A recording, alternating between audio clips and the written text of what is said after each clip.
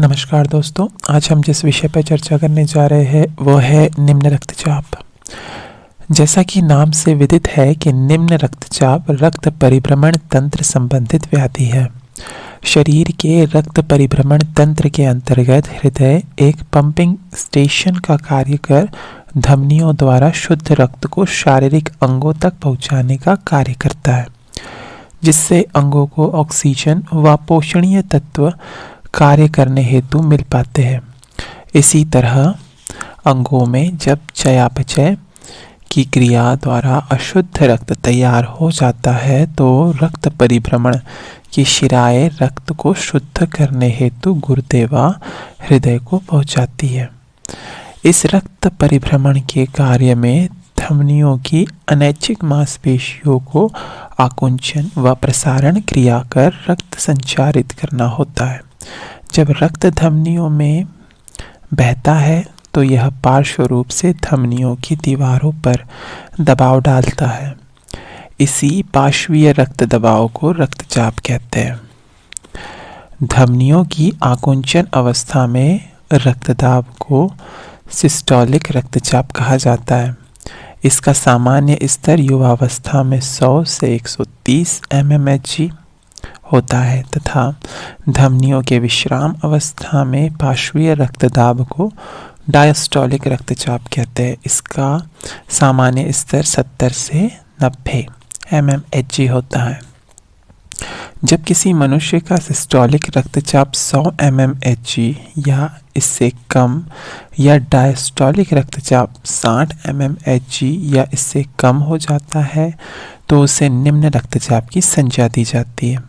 जब यह शारीरिक स्थिति दीर्घावधि हेतु बनी जाती है तो शरीर के विभिन्न शारीरिक क्रियात्मक कार्य विकृत होकर निम्न रक्तचाप के लक्षण उत्पन्न करते हैं तथा इसका समय अनुसार उपचार आवश्यक हो जाता है। अब हम निम्न रक्तचाप के कुछ लक्षणों के बारे में जानेंगे। शारीरिक व मानसिक दुर्बलता अर्थात शारीरिक या मानसिक कार्य अल्प मात्रा में करने पर भी थकावट उत्पन्न होना, शरीर को पूर्ण पोषण न मिलने के कारण आलस्य उत्पन्न होना, मस्तिष्क को पोषण तत्व व ऑक्सीजन की कमी के कारण चक्कर आने की समस्या, दैनिक कार्यों को करने हेतु शक्तिहीनता की अनुभूति, शरीर गिरा गिरा रहने की अनुभूति के साथ काम न करने की इच्छा, विषम परिस्थितियों में शीघ्र घबरा जाना, छाती जकड़ी हुई महसूस करना, काम करने के दबाव में सिरदर्द महसूस करना, ठंडे पसीने के साथ बेहोशी आना, स्मरण शक्ति कम होना, धीमी नब्ज दर, हाथ पैर ठंडे पड़ना। अब हम इसके कुछ कारणों के बारे में जानेंगे। तो पहला मुख्य कारण है कि खून की कमी अर्थात रक्त अल्पता। यह कुछ भिन्न भिन्न कारणों से होता है, जैसे कि स्त्रियों में मासिक धर्म की अनियमितता से अत्यधिक रक्तस्राव, दुर्घटनावश चोट लगकर खून बहने से, खेलकूद में चोट लगकर खून बहने से, आहार में लौह तत्व एवं विटामिन बी कॉम्प्लेक्स तथा विटामिन सी की कमी से, यकृत संबंधी बीमारियों से उत्पन्न जिगर की कमजोरी से, अम्लीयता युक्त भोजन अत्यधिक रूप से करने से, प्रमुख शल्य चिकित्सा का ऑपरेशन कराने से, दीर्घावधि की बवासीर, अमाशयी व्रण या कैंसर की व्याधि से, बारंबार मलेरिया के संक्रमण से। अब दूसरा कारण जो है वह है मनोवैज्ञानिक कारण।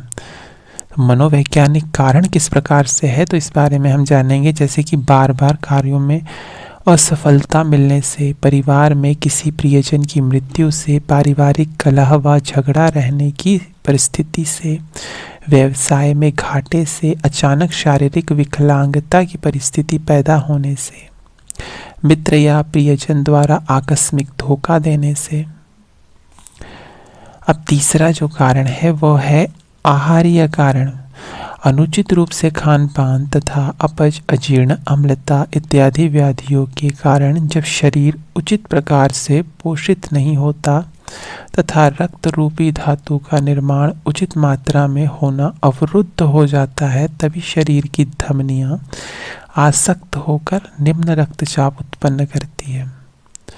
इसके कुछ भिन्न भिन्न कारण है, जैसे कि अत्यधिक भोजन से, अनियमित व असामयिक भोजन से, मिर्च मसालेदार भोजन से, लौह तत्व व विटामिन युक्त आहार न लेने से, रेशेदार फल सब्जियां, अपक्व आहार, अंकुरित अनाज, फलाहार, रसाहार इत्यादि का प्रयोग न करने से, भोजन उपरांत नहाने की प्रक्रिया, सहवास प्रक्रिया, शारीरिक व मानसिक श्रम की प्रक्रिया में सम्मिलित होने से, भोजन उपरांत पानी ग्रहण कर मंदाग्नि से, अत्यधिक मैदा युक्त भोजन ग्रहण करने से। अब चौथा कारण है वंशानुगत कारण। माता पिता का निम्न रक्तचाप कमजोर दिल व परिभ्रमण तंत्र के रूप में संतान को स्थानांतरित हो सकता है।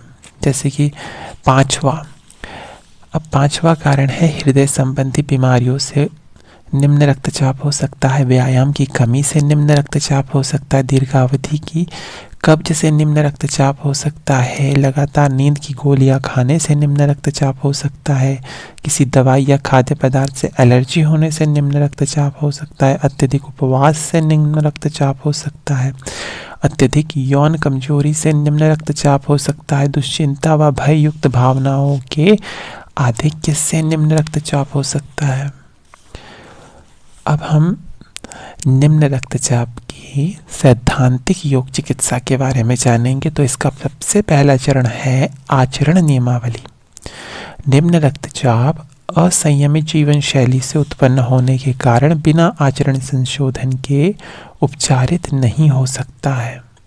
निम्न रक्तचाप के प्रादुर्भाव में जिन प्रमुख आचरण संबंधी कारणों का समायोजन होता है, उनका संशोधन अति आवश्यक होता है। कुछ नियमावली हम आचरण संबंधी यौगिक चिकित्सा के अंतर्गत जानते हैं, जैसे कि ईश्वरीय सत्ता में आसक्ति व श्रद्धा रखकर आत्मविश्वासी व दृढ़ संकल्पी बने तथा ईश्वर समर्पित होकर निष्काम भाव से सांसारिक कार्यों में तत्पर हो। सकारात्मक सोच व साहस, उमंग, स्फूर्ति, उत्साह के साथ सांसारिक तपोभूमि में आशावान होकर कर्म करे। सकारात्मक सोच व उचित मनोवैज्ञानिक दृष्टिकोण के विकास हेतु अहिंसा, सत्य, अस्तेय आदि सामाजिक नियम तथा शौच, संतोष, तप तथा ईश्वर प्रणिधान आदि व्यक्तिगत नियमों का समुचित पालन करे। नकारात्मक भावनाओं जैसे भय, अवसाद, निराशा, कुंठा इत्यादि को प्रतिकारित करने हेतु सकारात्मक भावों का मनन चिंतन करे। रक्त अल्पता संबंधी बीमारियों जैसे कि अम्लता, अल्सर, बवासीर, मासिक धर्म की अनियमितता, मलेरिया इत्यादि की समुचित चिकित्सा करवाकर रक्त की कमी को दूर करे।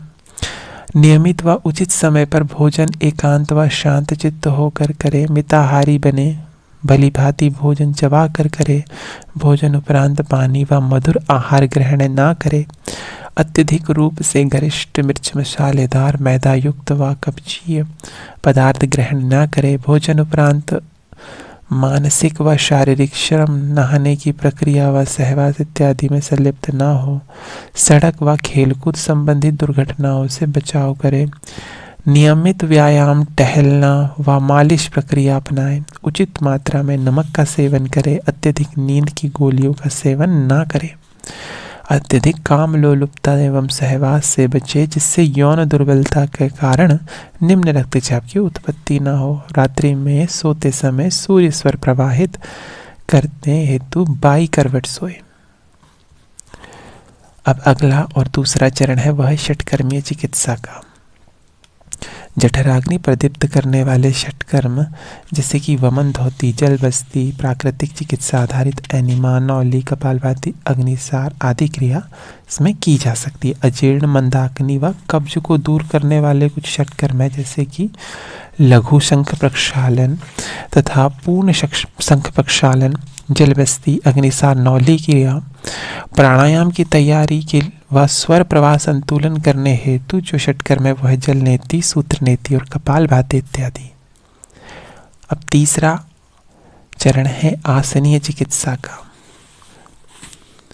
हृदय के कार्यभार में वृद्धि कराकर रक्तचाप बढ़ाने वाले आसन अर्थात ऊर्ध्व स्थिति के आसन जैसे कि विपरीत करणीय आसन और सर्वांग आसन, हलासन आदि का अभ्यास करना चाहिए। शरीर में रक्त संचार वृद्धि करने वाले आसन जैसे सूर्य नमस्कार, पवन मुक्त आसन, हलासन है, मत्स्यासन है, धनुरासन है, अर्धमत्स्येंद्र आसन है, उष्ट्रासन आदि का अभ्यास करना चाहिए। उदर प्रदेश को आकुंचन कर वृक्कों को प्रभावित कर रक्तचाप वृद्धि कराने वाले कुछ आसन है जैसे मयूरासन, मंडूकासन, मर्कटासन आदि का अभ्यास करना चाहिए। जठराग्नि व यकृत कार्य कुशलता वृद्धि करने वाले आसन जैसे नौकासन, उत्तानपाद आसन, भुजंगासन, शलभासन, चक्रासन, हलासन, मंडूकासन, सुप्त वज्रासन आदि आसनों का अभ्यास निम्न रक्तचाप में अवश्य करना चाहिए। चौथा चरण है प्राणायामीय चिकित्सा का। निम्न रक्तचाप के यौगिक उपचार हेतु प्राणायाम भी अपना महत्वपूर्ण योगदान करते हैं। इसका 15 से 30 मिनट की अवधि का समुचित अभ्यास व्याधि के उपचार में अत्यंत लाभकारी होगा। चिकित्सा हेतु प्राणायाम का निर्धारण हम कुछ मुख्य बिंदुओं के द्वारा करेंगे जैसे कि जठराग्नि वृद्धि करने वाले प्राणायाम, सूर्य भेदन, उज्जाई और भस्त्रिका, रक्त धातु निर्माण में सहायक प्राणायाम, उज्जाई भस्त्रिका, नाड़ी शोधन, नकारात्मक भावनाओं के कुप्रभाव प्रतिकारित करने हेतु प्राणायाम, नाड़ी शोधन, अनुलोम विलोम प्राणायाम और भस्त्रिका प्राणायाम। पांचवा चरण है मुद्रा और बंद का प्राणायाम प्रकरण।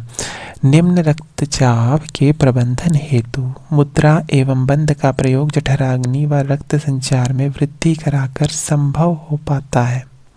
इसके साथ साथ गुर्दे संबंधी धमनियों में संकीर्णता व आकुंचन करवाकर रक्त में लवण व पानी की मात्रा में वृद्धि संभव हो पाती है, जिससे रक्तचाप में वृद्धि होकर लाभ मिलता है।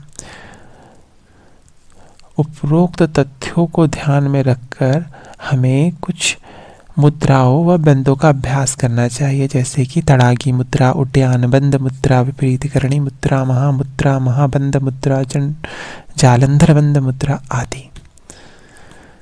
छठवां चरण है वह है ध्यान प्रक्रिया। प्रेक्षा ध्यान, भावातीत ध्यान, विपश्यना ध्यान, योग निद्रा, इष्ट देव ध्यान, ओमकार ध्यान, जप आधारित ऐसे भिन्न भिन्न प्रकार के ध्यानों का भी उपयोग हम निम्न रक्तचाप के लिए कर सकते हैं। सातवां और अंतिम चरण है आहारीय चिकित्सा का। जैसे कि विदित है कि यह व्याधि भी अनुचित खानपान से उत्पन्न विकृति का रूप है, अतः व्यवस्थित खानपान शैली से ही इसका निराकरण संभव है। अब जैसे कि रोगी को आहार ग्रहण करने संबंधी उन नियमों का पालन करने को कहे जो आचरण नियमावली में दिए गए हो, उचित आचरणों का अनुभव करें। वह आहारीय नियम जो आमाशय अम्लता, कब्ज के उपचार हेतु किए गए हैं, रोगी उसका भी अनुसरण करे। विशेष तौर पर सुपाच्य, संतुलित, ताजा, सात्विक, पौष्टिक आहार ग्रहण करे। रक्त की कमी ना होने दे। नशीले पदार्थों से बचे। अपत्य आहार जैसे कि मदिरा है, धूम्रपान है, तंबाकू है, अधिक गरिष्ठ है, मांसाहार है, कब्जीय पदार्थ है, मिर्च मसालेदार है, मैदा युक्त आहार है, इनका सेवन ना करें। और पथ्य आहार जैसे कि रसाहार, नींबू पानी, संतरा जूस, नारियल पानी, मीठे व नमकीन लस्सी, छाछ, सेब, केला, अंगूर, संतरा, नाशपाती, अनानास, खरबूजा, तरबूज, आम, पपीता, चीकू जैसे फलों का सेवन करें। अनाजों में गेहूँ और जौ, छिलका युक्त चावल, मूंग, मसूर, काला चना, अरहर, मटर, सोयाबीन आदि का सेवन करें। सूखे मेवे का सेवन करें।